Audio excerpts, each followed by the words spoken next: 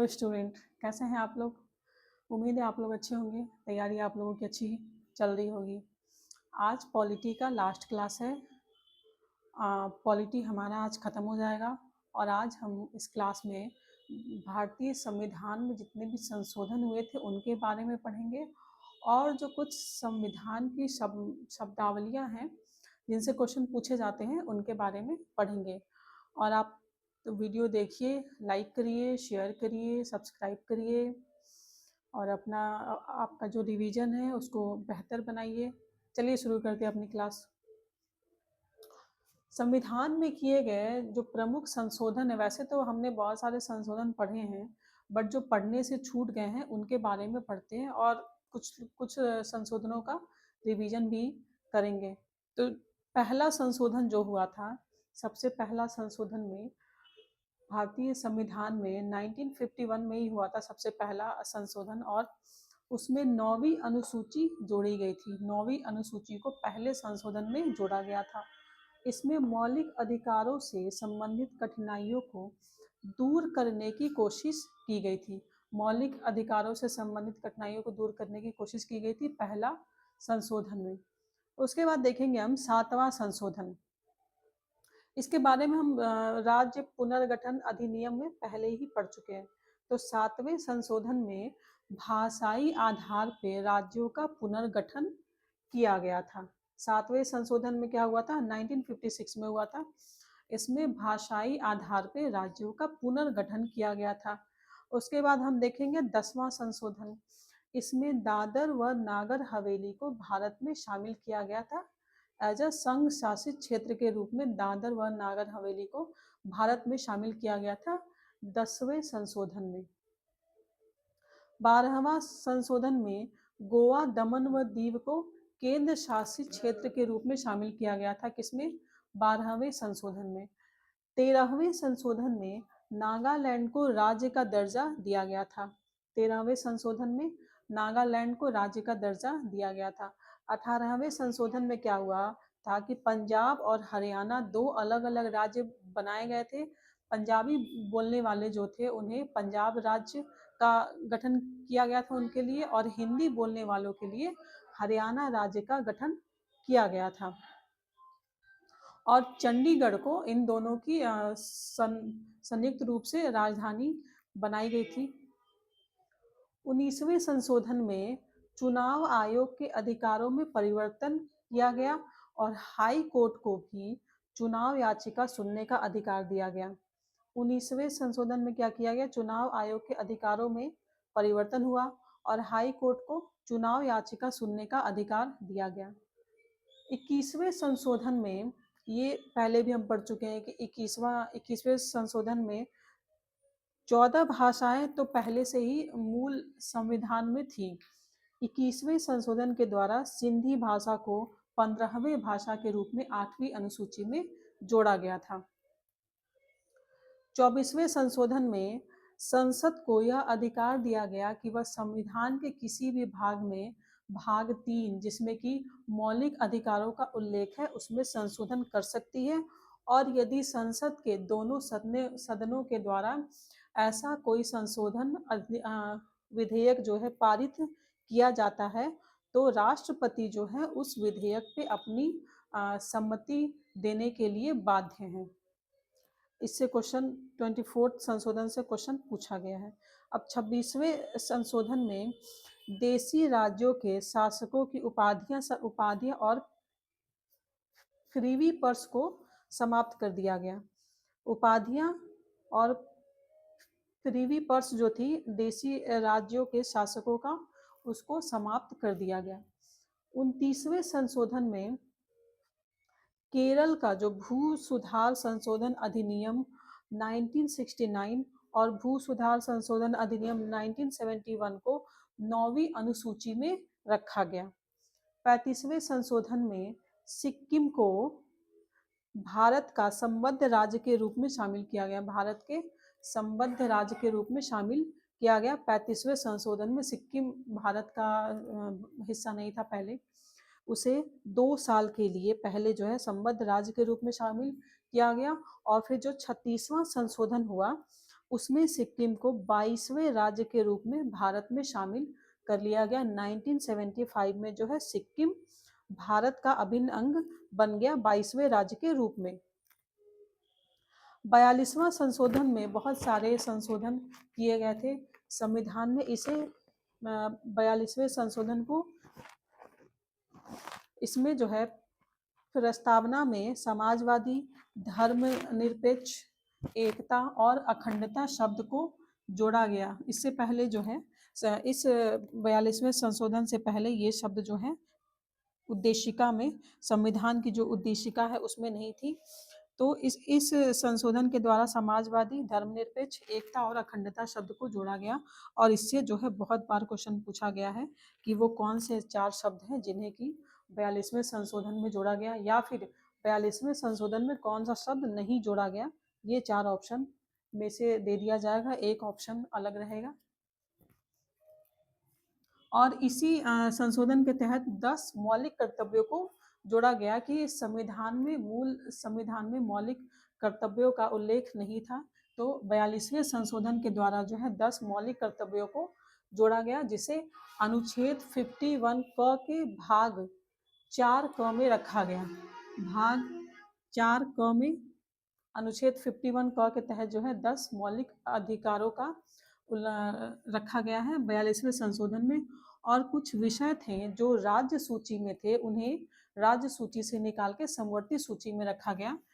One संपदा, शिक्षा, जनसंख्या नियंत्रण, इन 4 विषयों को, इन 3 विषयों को राज्य सूची से निकाल के समवर्ती सूची में रख दिया गया 42वें संशोधन के अंतर्गत।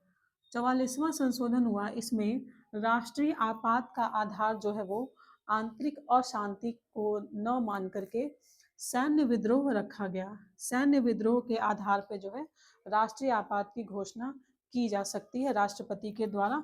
और संपत्ति का अधिकार जो अब तक मौलिक अधिकार था, उसे मौलिक अधिकार की श्रेणी से हटा करके कानूनी अधिकार बना दिया गया।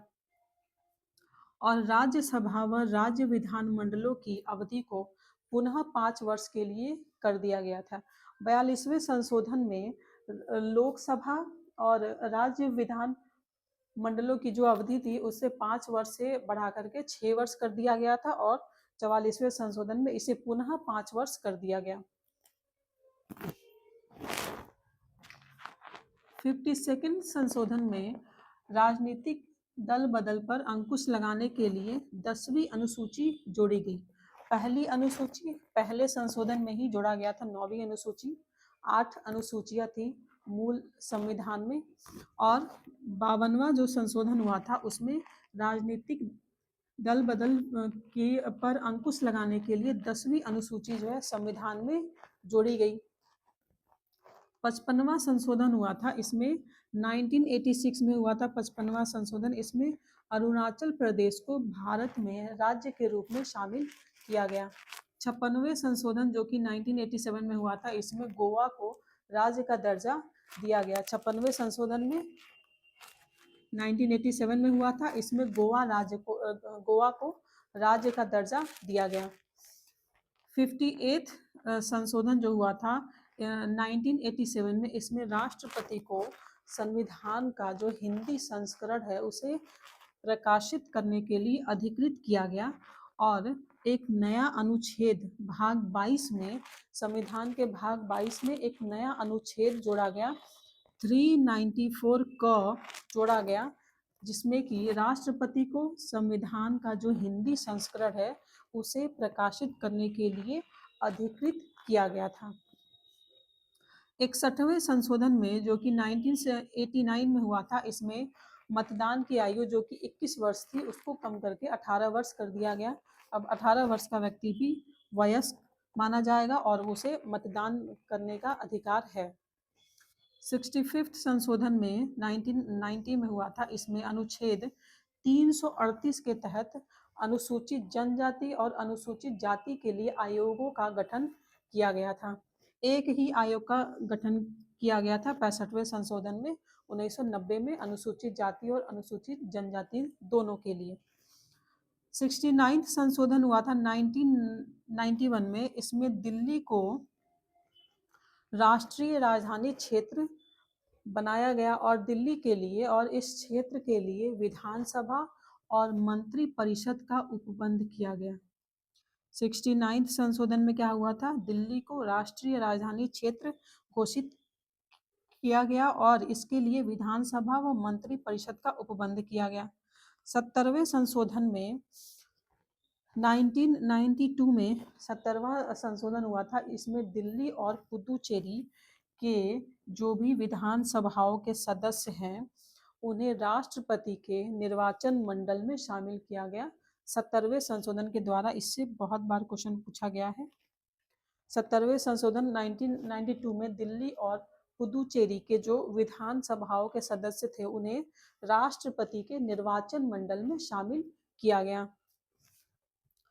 83rd संशोधन जो हुआ था 2000 में, उसमें पंचायती राज में अनुसूचित जाति के लिए आरक्षण का प्रावधान किया गया। 83rd संशोधन जो कि 2000 में हुआ था, पंचायती राज में अनुसूचित जाति के लिए आरक्षण का प्रावधान किया गया था।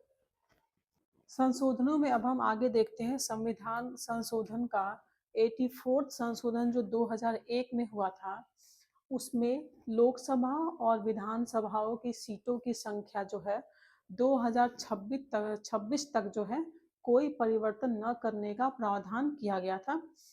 इससे भी क्वेश्चन पूछा गया है कि किस संशोधन में लोकसभा और विधानसभा की सीटों को 2026 तक जो है फिक्स कर दिया गया था।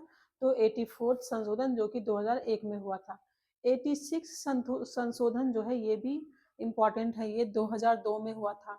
इसमें जो है 6 से लेके 14 वर्ष तक के आयु के बच्चों के लिए अनिवार्य और निःशुल्क शिक्षा को मौलिक अधिकार में रखा गया था। अनुच्छेद 21 क जोड़ा गया था मौलिक अधिकार में, जिसमें कि इस प्रावधान को जो 6 से लेकर 14 वर्ष के आयु तक के जो बच्चे हैं उनको अनिवार्य और निःशुल्क शिक्षा दी जाएगी। इसे मौलिक अधिकार अनुच्छेद 21 क में रखा गया है और राज्य के नीति निर्देशक सिद्धांत जो है उसमें अनुच्छेद 45 में रखा गया है और अनुच्छेद 51 क में भी रखा गया है जो कि मौलिक कर्तव्यों से संबंधित है।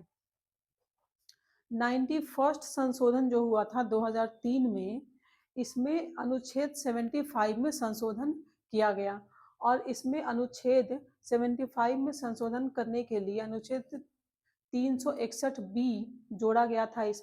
इसमें जो है मंत्री परिषद में मंत्रियों की अधिकतम संख्या विधानसभा की कुल सदस्य संख्या के 15% से अधिक नहीं होनी चाहिए, लेकिन जो न्यूनतम संख्या है यानी कि मंत्री परिषद में मंत्रियों की कुल संख्या जो है वो विधानसभा की कुल सदस्यों की संख्या का 12 से कम भी नहीं होना चाहिए, यानी कि 15% से तो अधिक नहीं होनी चाहिए, लेकिन जो ये संख्या है ये 12 से कम भी नहीं होना चाहिए किसी राज्य में। 93rd संशोधन 2006 में हुआ था।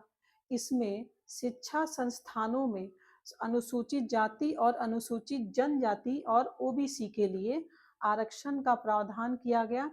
अनुच्छेद 15 के धारा 4 के तहत जो है शिक्षा संस्थानों में अनुसूचित जाति और अनुसूचित जनजाति के लिए आरक्षण का प्रावधान किया गया है। 97 संशोधन 2011 में हुआ था। इसमें सहकारी समितियों को संवैधानिक दर्जा दिया गया और इन्हें बनाने के लिए यानी कि सहकारी समिति की स्थापना करने का जो है अधिकार उसे मौलिक अधिकार में शामिल किया गया। इसके तहत अनुच्छेद 19(1) ग के तहत जो है सहकारी समिति स्थापित करने का अधिकार मौलिक अधिकार बनाया गया और राज्य के डीपीएसपी में भी अनुच्छेद 43 ख जोड़ा गया सहकारी समितियों के लिए और भाग 9 ख भी जोड़ा गया इन सहकारी समितियों को संवैधानिक दर्जा देने के लिए। 99th संशोधन 2014 में हुआ था। इसमें राष्ट्रीय न्यायिक नियुक्ति आयोग की स्थापना की गई। राष्ट्रीय न्यायिक नियुक्ति आयोग की स्थापना 99th संशोधन 2014 में किया गया है। 100वां संशोधन हुआ था 15 में इसमें भारत बांग्लादेश भूमि हस्तांतरण संबंधी प्रावधान है। भारत बांग्लादेश भूमि हस्तांतरण संबंधी प्रावधान 100वां संशोधन किया गया था 2015 में। 103rd संशोधन हुआ था 2019 में। इसमें ईडब्ल्यूएस को 10% आरक्षण देने का प्रावधान किया गया है। 103वां जो संशोधन हुआ था 2019 में, उसमें ईडब्ल्यूएस को 10% जो है आरक्षण देने का प्रावधान किया गया है। 104 संशोधन किया गया था 104th संशोधन 2019 में। इसमें अनुसूचित जाति और अनुसूचित जनजाति के लिए आरक्षण संबंधी प्रावधान को 25 जनवरी 2030 तक जो है लागू किया गया है। जो आरक्षण दिया गया है अनुसूचित जाति और अनुसूचित जनजाति को, उसे 2030 तक बढ़ा दिया गया है। 106वां संशोधन 2023 में हुआ था। इसमें लोकसभा व राज्य विधानसभाओं में 33% जो है महिला आरक्षण का प्रावधान किया गया है, जो कि 15 वर्षों तक लागू रहेगा। पुदुचेरी और जम्मू एंड कश्मीर पर ये आरक्षण जो है लागू नहीं होता है। दिल्ली में इस आरक्षण के लिए ये जो 33% आरक्षण दिया गया है महिलाओं को, दिल्ली में इस आरक्षण के लिए उसका जो अनुच्छेद 339 ए में संशोधन करने का उल्लेख किया गया है इस संशोधन के द्वारा। अब एक विधेयक के बारे में पढ़ते हैं। तो संविधान अनुसूचित जाति आदेश संशोधन विधेयक 2021 अभी ये अधिनियम नहीं बना है, लेकिन इसके बारे में चर्चाएं हो रही हैं लोकसभा और राज्यसभा में। तो संविधान अनुसूचित जाति आदेश संशोधन विधेयक 2021 13 फरवरी 2021 को लोकसभा में पेश किया गया। इस संशोधन के द्वारा संविधान अनुसूचित जाति जो है आदेश 1950 में संशोधन करने के लिए ये विधेयक लाया गया है। तमिलनाडु की जो अनुसूचित जाति है उसकी सूची में बदलाव करता है ये विधेयक। तमिलनाडु की जो 7 जातियां हैं उन्हें उन 7 जातियों को मिला करके एक नई जाति जिसे देवेंद्र कुल्ला वेलालर में समाहित करने का प्रस्ताव रखा गया है इस विधेयक में, ताकि उनके जो और इन जातियों के नाम भी इस सूची में उल्लेखित होंगे। जो ये 7 जातियां हैं उनके नाम भी इस सूची में उल्लेखित किए जाएंगे, ताकि उनके जो आईडीज हैं उनकी वैधता बनी रहे। अब देखते हैं कि ये 7 जातियां कौन सी है तमिलनाडु की जिन्हें एक जाति का दर्जा दिया जा रहा है, देवेंद्र कुल्ला वेलालर। 7 जातियां हैं पल्लर, कुंदुबर, पन्नाडी, कालाडी, कादयार, देवेंद्र कुलथर और विधिरियार। ये 7 जातियां हैं जिन्हें एक जाति में समाहित करने का प्रावधान करने के लिए जो है एक विधेयक लाया गया है, जिसे संविधान अनुसूचित जाति आदेश संशोधन विधेयक 2021 के नाम से हम जानते हैं। जब अधिनियम बन जाएगा तब इन 7 जातियों को एक नई जाति में समाहित कर दिया जाएगा। अब कुछ शब्दावलियों की बात करते हैं। संविधान की कुछ शब्दावली हैं जिनसे क्वेश्चन पूछा जाता है। कटौती प्रस्ताव से पूछा गया है ये एग्जाम में। इसमें जो है सत्ता पक्ष द्वारा अनुदान की मांगों में, सत्ता पक्ष जो है अगर वो किसी कार्य के लिए अनुदान की जो मांग करती है उसमें किसी भी प्रकार की कटौती के लिए विपक्ष द्वारा रखे गए प्रस्ताव को कटौती प्रस्ताव कहा जाता है। नेक्स्ट है अनुषंगी प्रस्ताव। इसके तहत जो है जितने भी विभिन्न प्रकार के कार्यों की अगली कार्यवाही के नियमित उपाय के रूप में पेश किया जाता है। अनुषंगी प्रस्ताव को जितने भी विभिन्न कार्य हैं उनकी अगली कार्यवाही के नियमित उपाय के रूप में पेश किया जाता है। बैक बेंचर क्या है? तो सदन में जो दोनों सदन है लोकसभा और राज्यसभा, उसमें गैर सरकारी जो सदस्य होते हैं उनके लिए पीछे का स्थान नियत रहता है, जिन्हें कि बैक बेंचर कहते हैं। वैसे तो सबको ही पता है कि बैक बेंचर बोलते कैसे किसको हैं, जो पीछे वाली सीटों पर बैठते हैं उन्हें बैक बेंचर बोला जाता है। बुलेटिन, बुलेटिन क्या है, इस ये भी पूछा गया एग्जाम में। तो ये संसदीय प्रक्रिया है जिसमें कि सभी मांगों को जो नियत तिथि तक न निपटाई गई हो उन सब पे बिना किसी चर्चा के ही मतदान के लिए रखा जाता है।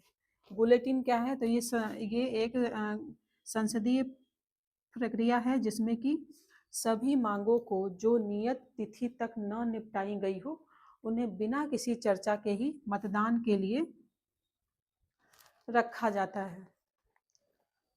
बुलेटिन के बाद हम देखते हैं नियम 193। नियम 193 को जो है 1953 में बनाया गया था। इसमें जो है सदस्य अत्यावश्यक व अविलंबनीय विषय पे तुरंत अल्पकालिक चर्चा की मांग कर सकते हैं। इसे 1953 में बनाया गया था। और नियम 193 में क्या है कि ये सदस्य, इसमें जो है विधानसभा के जो सदस्य हैं वो किसी अत्यावश्यक व अविलंबनीय विषय पे तुरंत अल्पकालिक चर्चा की मांग कर सकते हैं। काकस, काकस का अर्थ होता है किसी राजनीतिक दल के जो मेन सदस्य होते हैं उनकी बैठकों को काकस कहा जाता है। काकस में जो है किसी राजनीतिक दल या गुट के मेन जो उसके सदस्य होते हैं उनकी बैठक होती है, काकस कहा जाता है उसे। प्रश्नकाल, इसमें जो है दोनों सदनों में जो बैठक होती है, प्रत्येक बैठक के प्रारंभ में 1 घंटे तक जो है प्रश्न पूछे जाते हैं और उनके उत्तर दिए जाते हैं, उसे प्रश्नकाल कहते हैं। दबाव समूह, दबाव समूह में ऐसे व्यक्तियों का समूह होता है ये जिनमें सभी व्यक्तियों के जो हित हैं वो समान हो, उसे दबाव समूह कहा जाता है। पंगु सत्र, पंगु सत्र किसे बोलते हैं, तो ये एक विधानमंडल के कार्यकाल की समाप्ति व दूसरे विधानमंडल के कार्यकाल की शुरुआत के बीच का जो समय होता है उसमें संपन्न होने वाले सत्र को पंगु सत्र कहा जाता है। पंगु सत्र जो है वो सिर्फ अमेरिका में है, भारत में इसका प्रावधान नहीं है पंगु सत्र का। सचेतक, सचेतक कौन होता है कि जितने भी राजनीतिक दल हैं वो राजनीतिक दल में अनुशासन बनाए रखने के लिए वो सचेतक की नियुक्ति करते हैं। सचेतक का काम क्या होता है, तो ये मतदान संबंधी जो विषय होते हैं, विषय विशेष, उसमें जो है अपने निर्देश देते हैं राजनीतिक दल के जो भी सदस्य होते हैं उनको। और अगर कोई भी सदस्य सचेतक के जो दिए गए निर्देश है उनके विरुद्ध मतदान करता है तो उस सदस्य पे दल बदल निरोध कानून के तहत जो है कार्यवाही की जाती है। तो स्टूडेंट, पॉलिटी खत्म होता है। अब आप लोग कमेंट करिए कि अब आप लोगों को नेक्स्ट क्लास जो है किस सब्जेक्ट का चाहिए, और वीडियो देखिए, अपनी रिवीजन को बेहतर बनाइए और लाइक करिए, शेयर करिए और सब्सक्राइब करिए। धन्यवाद।